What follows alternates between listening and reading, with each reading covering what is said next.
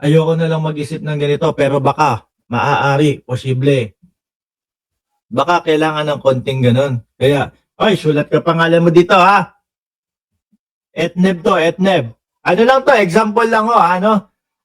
Kumbaga, gusto lang natin na magkaroon ng konting example para maipaintindi natin. Baka kailangan ng ganito, oh. Tapos merong napangakuan. Baka lang, hindi ako siguradong may pangakong pera.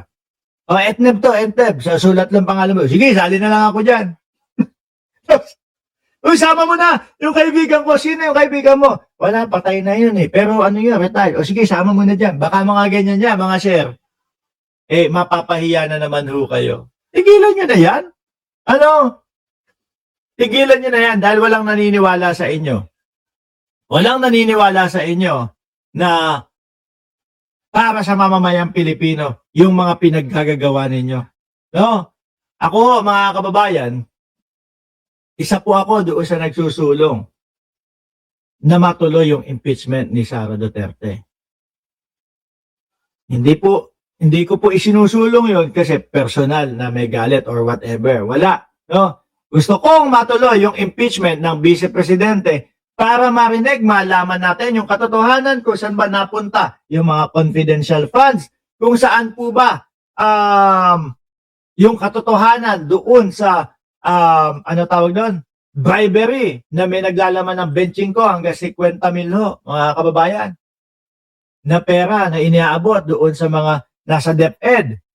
Malaman lahat ng katotohanan kung bakit nasabi ni Vice Presidente. Malaman lahat ng katotohanan doon sa mga sinasabi ni Madriaga, mga bossing. Kaya lang, ako interesado, mo ang yung Vice Presidente, hindi naman daw po interesado. Ano po? Doon sa impeachment. Bakit daw ho? Hindi prioridad ang impeachment sa Vice Presidente. Kasi daw po, mga kababayan, busy. No? Mas madaming prioridad. No? Marami akong ginagawang trabaho.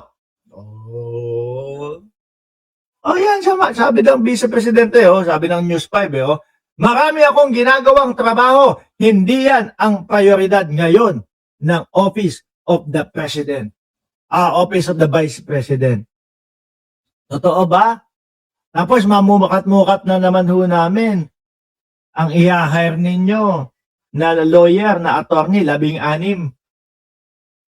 Tapos mamukat-mukat ninyo hindi merong maisingit ko to.